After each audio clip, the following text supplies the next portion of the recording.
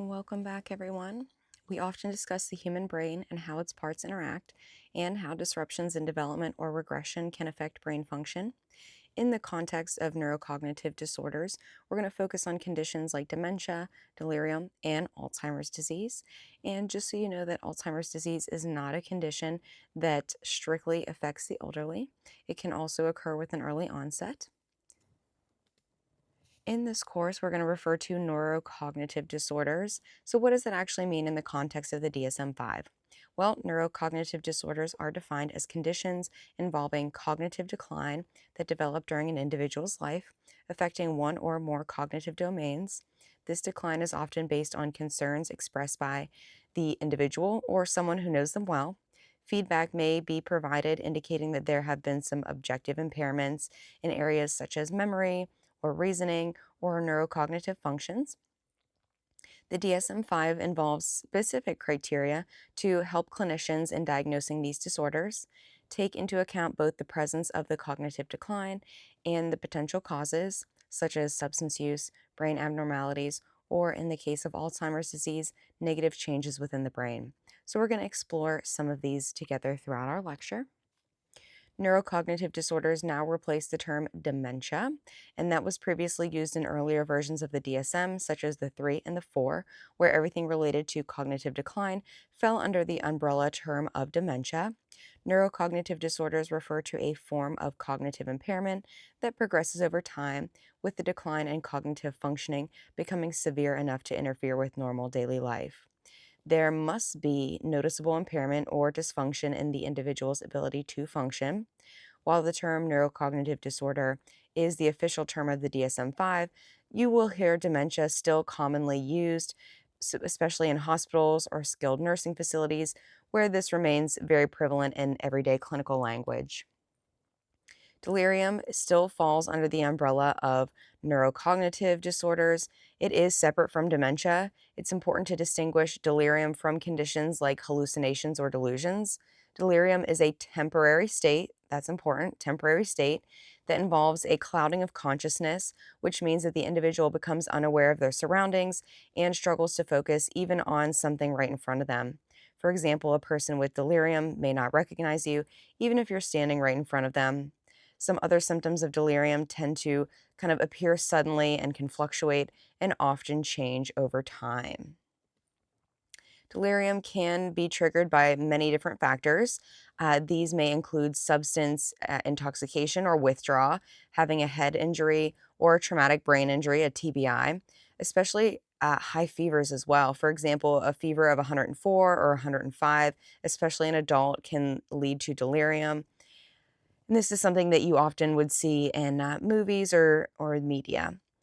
Also, vitamin deficiencies can contribute to delirium, though this is less commonly recognized. So, if you're working with someone who exhibits ongoing confusion, it's important to talk to their psychiatrist or their PCP, which is their primary care physician, to explore these possibilities. So, don't hesitate to ask what could be happening to ensure all potential causes are addressed. Delirium can also be caused by infections, particularly those affecting the central nervous system, as well as metabolic disorders. These factors can result in delirium that fluctuates or persists for an extended period of time. To assess and treat delirium, there is a delirium rating scale that has been revised and updated, and there are also pharmacological treatments that are often used, including medications such as Haldol and Risperidol, which can be they can help reduce some of the delirium that's happening. Um, while delirium may not be something that you encounter frequently in the type of office setting that you're working, it is common in skilled nursing facilities or agencies. So if you're working in these environments, you may come across causes of delirium more often than in private practice or smaller settings where clients may be less likely to experiencing it. Nonetheless, it is crucial for professionals in the counseling field to be aware of delirium, as it is an important aspect of just having a long-term career in the field. Most widely discussed neurocognitive disorder, especially in the media, is going to be Alzheimer's disease. And this is a neurocognitive disorder. It is characterized by gradual progressive decline in memory and learning, and has to do with at least one other cognitive domain. So this means memory impairment is accompanied by difficulty in learning, perhaps in retaining new information, along with deterioration in another area. One key aspect of Alzheimer's is the progressive nature. This is a degenerative condition. It does not plateau, it does not cease. The decline in cognitive functioning continues over time due to severe cerebral atrophy, where the brain just loses mass, it loses those synaptic connections that are so important. And we're going to discuss this more in a future slide here. What are the diagnostic criteria for Alzheimer's disease? Well, you can see it right here on this slide, and if you'd like to, you may pause to read through it. But this is something that you're going to encounter more often, again, if you're working with older clients, and this has a gradual onset. Many clients may present with early stage Alzheimer's, and in the diagnostic criteria outlined here, part of the considerations that we need to think about could be cultural considerations and age-related factors. So for a diagnosis of Alzheimer's disease, clinicians probably assign either a quote-unquote probable or a possible diagnosis. Probable means that both of the criteria are met, while possible means that only one of the criteria is met, and further confirmation can be obtained through medical testing and imaging. So we need to talk about genetic evidence. There is evidence of a genetic mutation also associated with the Alzheimer's disease. Genetic testing can now identify individuals who carry a marker for the disease, indicating who may be more likely to develop it. Again, remember there are many different factors. So while a person may carry a gene, that's just one of the many, many factors. Cognitive decline, there must be clear evidence of decline in memory and learning in at least one other cognitive domain. This decline, as we mentioned, is progressive. It's going to affect cognitive functioning over time, such as reasoning, memory, even basic skills like walking and talking and swallowing, and eventually breathing may even be impacted. Additionally, there should be no evidence of another neurodegenerative disease contributing to the symptoms. That's going to be really important when we're figuring out our differential diagnosis. So let's discuss what the brain looks like in Alzheimer's disease. As you can see here at the very top, the brain just has a little bit of disruption there. The disruption is going to be that blue shade. And as the disease progresses into the mild and moderate stages, you can see that the brain becomes more and more affected. And uh, if we recall the prefrontal cortex or the frontal lobe of the brain, that's primarily responsible for reasoning. It's the central part of the brain that handles emotions. And then the back of the brain is more involved in the autonomic nervous system and memory, including the amygdala. So in the early stages of Alzheimer's, short-term memory is typically the first to be affected. And as the disease advances to mild to moderate stages, memory decline becomes more widespread, impacting different types of memory in various different ways. And then at the very bottom there, you can see severe Alzheimer's, and this impact extends beyond just memory, but like we talked about, it can affect basic bodily functions such as walking, talking, and even performing activities of daily living. So the cognitive decline shifts from short-term memory to working memory to broader impairment of kind of overall functioning. So as the disease progresses, it disrupts how individuals interact with the world and ultimately how their body remembers how to perform even the most basic functions. There are 4 stages of Alzheimer's disease, and the first is not actually Alzheimer's, but it's rather a phase called MCI, mild cognitive impairment. In this stage, individuals may experience subtle memory lapses such as forgetting where they are, misplacing their car keys. These lapses aren't due to stress or other factors, but indicate a cognitive decline that becomes noticeable over time. Now, as we continue to move on, you'll see mild and moderate. In the moderate stage of Alzheimer's, individuals may no longer be able to live independently due to safety concerns or confusion. Perhaps they're wandering. At this point, the cognitive decline becomes more and more pronounced, and there are challenges in activities of daily living. And then in the late stages of Alzheimer's disease, the brain actually just shows very minimal activity at all. The individual may lose ability to perform even basic functions like swallowing, eating, and breathing. So the caregivers may need to remind the person to chew or to help them with swallowing as they've forgotten how to perform these tasks. So late stage Alzheimer's is often associated with the person being near the end of life. Okay, there's a lot on this slide. Again, feel free to pause or even take a screenshot if you'd like, but we're going to review some of what's on this slide here. So, Alzheimer's, as we mentioned, does take place in various different stages.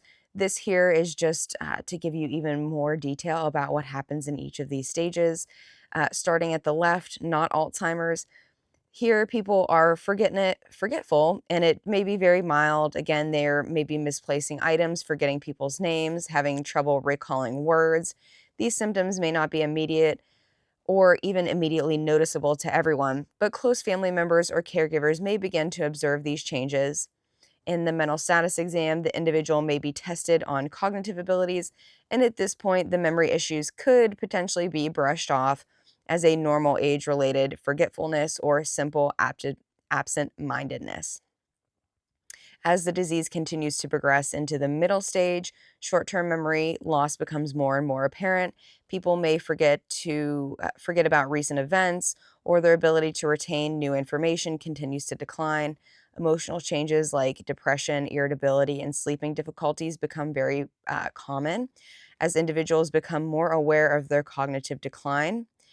Folks often have disorientation that becomes quite frequent, and the person may struggle to recognize familiar places or people that they've known their entire lives. There's also a diminished awareness regarding their memory loss, which can lead to a lot of frustration and confusion in the individual. As we continue to move on into the late stage of Alzheimer's, the cognitive impairment becomes quite severe. Short term memory loss can be profound, and speech difficulties may arise. Individuals may struggle to find words or even lose the ability to speak. Alzheimer's can be slowed down, but it cannot be halted. In this stage, individuals may not recognize their children, their spouse, or even themselves. Repeating conversations, forgetfulness of recent events may become common, even things that they just did that same day or within a few hours ago. Poor judgment and personal hygiene certainly decline. Significant personality changes may take place. There may be development of anxiety and paranoia could also emerge. People in late stage Alzheimer's often need extensive care, which may require a move to a skilled nursing facility due to the inability of caregivers to manage the individual in their own home. One of the most emotionally painful aspects of Alzheimer's disease is the way that it affects relationships. Families often experience a sense of loss, even though the person is physically still present. In some cases, a loved one may greet a family member with affection, even if they no longer recognize who they are. The emotional impact of watching someone lose their memories is profound for both the person with Alzheimer's and their family. It's a disease that affects not only the individual, but their entire family. It really has a rippling effect as they grapple with losing the connection to the person that they once knew. So, the metaphor of a puzzle or a Lego set comes to mind, where pieces are just slowly being removed over time and nothing is put back. And this symbolizes the gradual decline and the deep emotional toll on both the person and their loved ones. How do we diagnose Alzheimer's disease? Well, the diagnostic process typically begins with the DSM 5 criteria, followed by a referral to a primary care physician or a neurologist. If Alzheimer's is suspected, a referral to a specialist in neurology, specifically one with expertise in Alzheimer's, is common. Brain imaging techniques are used to assess the cognitive impairment and identify any brain damage. Additionally, neuropsychological testing focusing on memory and cognitive functioning may also be utilized. There are established guidelines from organizations such as the National Institute on Aging, the Alzheimer's Disease Neuroimaging Initiative, and the Alzheimer's Disease Research Centers, where medical protocols for diagnosing Alzheimer's disease are established. The mental status exam is often administered to assess cognitive abilities, especially if the person is experiencing mild cognitive impairment. As a clinician in a counseling setting, you may administer a mental status exam from time to time, which frequently assesses memory, orientation to time and place, and word recall. It can be done relatively quickly and simply, and this can help you identify any cognitive decline by comparing the individual's current functioning with their baseline or their typical daily behavior. And understanding this process is very key for clinicians as it helps them approach the diagnosis from a counseling perspective. There's also the possibility of something called pseudodementia, which can mimic the symptoms of Alzheimer's, but it's actually caused by depression. In cases of severe depression, individuals may experience memory loss because they have become detached from their surroundings and daily life. As we've talked about so far in this course, depression is not always about a desire to die, but rather a lack of vitality or a disinterest in life. And whenever people withdraw from the world around them, they may fail to fully engage in their environment, leading to impaired memory. And in these instances, a diagnosis of pseudodementia may be made. If you are considering between pseudodementia and dementia, there are tools out there to help you differentiate between the two. So this slide emphasizes the risk factors for Alzheimer's disease, and it's going to be very crucial to know these potential causes. If someone is referred out for an evaluation and it's determined that they don't have Alzheimer's disease, it could point to some underlying issues, such as depression, like we just talked about in the last slide, and then knowing that we need to treat the depression to help alleviate some of those dementia-like symptoms. So here's a couple of different risk factors. First of which we see here is cigarette smoking, obesity, and lack of physical exercise, as mentioned earlier, as well as genetics. Genetics play a significant role in Alzheimer's and many other brain disorders. If you are at risk, it's very, very important to be able to kind of cut some of these things out where you possibly can.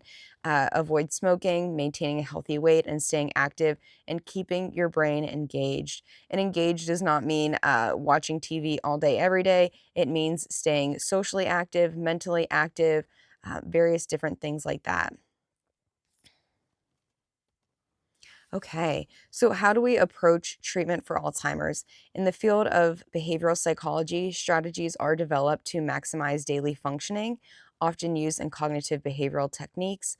Memory aids such as notes and reminders are commonly used to assist memory recall, especially in the very early stages of Alzheimer's disease. These strategies are typically directed both at the patient and the caregiver, as caregivers often experience burnout while patients seek to maintain their autonomy. In this context, the goal is to increase the patient's independence while minimizing behaviors like wandering and aggression, which can arise from confusion and fear. Additionally, providing social support to the caregiver is going to be absolutely essential. As the patient becomes less aware of their cognitive decline, caregivers may also become more acutely aware of the significant loss that their loved one is experiencing. Therefore, supporting the emotional and practical needs of the caregiver is one of the many critical aspects of care. Let's shift from Alzheimer's to Parkinson's disease before we wrap up for today. While Parkinson's disease and Alzheimer's differ, they can sometimes be confused with early stages of one another, especially by family members or individuals who are close to them. Parkinson's disease is a neurocognitive disorder involving the degeneration of neurons in the subcortical structures that control motor movement. It primarily affects the nervous system, leading to uncontrollable tremors, often seen in the hands, ankles, or head, especially when at rest. This is going to be a very key sign of Parkinson's disease. In the early stages, people with Parkinson's may develop tremors, muscular rigidity, having difficulty moving. If you think about the movie Back to the Future, that was depicted there. Parkinson's disease has gained more attention and research funding, partly due to campaigns and national awareness. Environmental factors can also play a role, such as exposure to Agent Orange. This has been linked to the development of Parkinson's disease, along with other causes as well. And there's also a growing body of research as well as increased representation of Parkinson's in the media um, to raise awareness about this disorder. When you're working with someone in counseling who may be experiencing Parkinson's disease, you will notice certain symptoms as they progress through the stages. First of which we're going to see on this slide is bradykinesia. This is a general slowing of motor activity, and this is going to be very, very common. Individuals may appear slower, they may lose fine motor coordination, such as difficulty with handwriting or holding a pen. When they walk, this is very much going to change. It's going to look like a shuffling gait and a noticeable slowing of movement. Additionally, there can be difficulty actually initiating the movement, so starting to walk or starting to move, as well as stopping movement. So the individual may look like they're kind of revving up before walking, and this is one of the signals of Parkinson's disease. People with Parkinson's disease may also become less expressive, with speech becoming more stilted, meaning that they struggle to form words or make their mouth move in a coordination with the speech. Speech therapy is frequently used in the treatment of Parkinson's disease, while motor and speech function may be affected. Attention and concentration and short-term memory may tend to remain intact, as these are areas of the brain that are less impacted in Parkinson's. And that is the distinction, or one of the key distinctions, I should say, between Parkinson's and Alzheimer's that clinicians should remember when working with Parkinson's disease. Another thing that you'll often see is something called a masked face. And this is the individual with Parkinson's disease. Their face just looks kind of flat. It looks like they're wearing a mask. There's not a whole lot of expression or facial emotion. And that is, again, something that you'll absolutely see. So let's talk about traumatic brain injury, because this can be another factor that can lead to a neurocognitive disorder. It's important to recognize symptoms of traumatic brain injury, TBI, because it can often resemble some other disorders, such as post-traumatic stress disorder, which we're going to talk about in another different lecture. TBI results from physical trauma to the brain, and post-concussive syndrome is a set of physical and emotional and cognitive symptoms that can persist after the injury, even for up to years after the injury. Multiple traumatic brain injuries or concussions can absolutely accumulate, especially if the brain is not having the opportunity to heal in between those brain injuries. So the more concussions a person experiences, the more damage that the brain sustains, and it's harder to recover fully from that brain injury. In some cases, neurocognitive disorders may not be directly related to brain structure, but as a result of a general medical condition. These are diagnosed differently and are often categorized under the DSM-5 as a quote unquote due to another general medical condition. And these conditions are not tied to mental or behavioral health, but rather due to physical causes. So here on this slide, you'll see amnesia. This has traditionally been used to describe the inability to recall previously learned information or to form new memories. This condition can arise from various different factors, again, such as head trauma, like we just talked about, oxygen deprivation, or infections like herpes, which can damage the brain. When other potential causes have been ruled out, though, through testing, amnesia may be diagnosed. It's important to note that amnesia doesn't always look like what is portrayed in movies.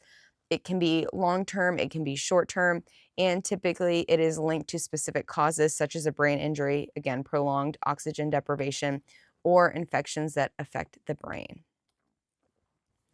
We also have substance-induced neurocognitive disorders, and this is similar to other disorders where hallucinations and delusions are present.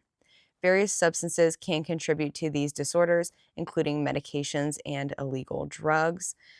Also, too, exposure to environmental factors like lead, mercury, insecticide, industrial solvents can contribute to these conditions. And this underscores the importance of adhering to OSHA standards in the workplace and keeping harmful substances away from children, especially in their developmental years.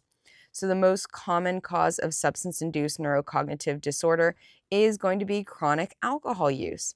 So long-term alcoholism can cause brain damage that mirrors symptoms like Alzheimer's disease as well as Parkinson's disease. So from a biopsychosocial perspective, it's important to understand that there's no cure for Alzheimer's disease or Parkinson's disease at the present time. While these conditions cannot be cured.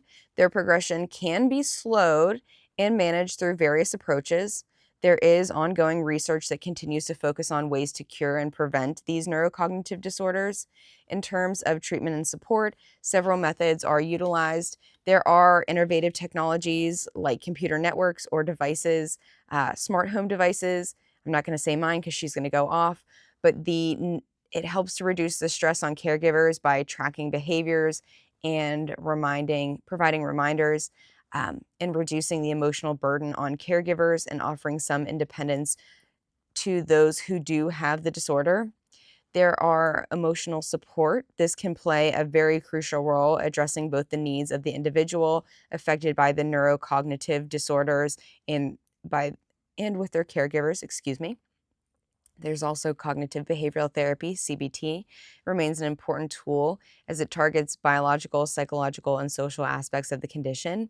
CBT focuses on managing the emotional and cognitive challenges that come with the disorder and helping the individual cope and handle these challenges and manage the stress and work towards acceptance. One piece that's not on this slide here, there are many medications and things are continuing to evolve. Um, Acetylcholinesterase inhibitors are a very common medication that is given for an individual who has Alzheimer's disease. Again, this is not a cure. It is meant to slow down the progression. So there are also other classes of medications like NMDA receptor inhibitors. You may have heard of Mementing. That's one of the names of those medications. So that's not necessarily something that you need to know. This is going to be a nice to know rather than a need to know, but there are medications out there. And if you suspect that you're working with someone who does have a neurocognitive disorder, you can suggest that they speak to their prescriber or their PCP about their medication options. Okay, so let's talk about some key takeaways. Neurocognitive disorders affect not just the individual diagnosed, but also you can tell from this lecture here today that their families are absolutely affected. When someone is experiencing memory loss or impaired functioning, it impacts loved ones just as much. This is true for all disorders, but especially significant in the case of neurocognitive disorders. As the brain declines, there is a greater increase for need for support, and that support often comes from close family members. Therefore, it is essential to provide the scaffolding and assistance to both the family and their individuals. Again, there is ongoing research, and there have been remarkable advances in understanding and treating conditions like Alzheimer's, Parkinson's, and traumatic brain injuries. For instance, the treatment of concussions has evolved significantly from decades past, and kind of like I'll walk it off, rub some dirt on it, to newer approaches like taking some time away and allowing the brain to rest. As a counselor, it's important to be aware of symptoms of these disorders because of early intervention. And while it may not prevent the disorder, it can help extend the time that the person is able to remain functional and intact. Early intervention can improve quality of life and slow the progression of the disorder through therapy, support, and as we just discussed, some medications. So I hope that this helps you understand neurocognitive disorders better. Thank you for your time and attention, and I'll see you in the next one.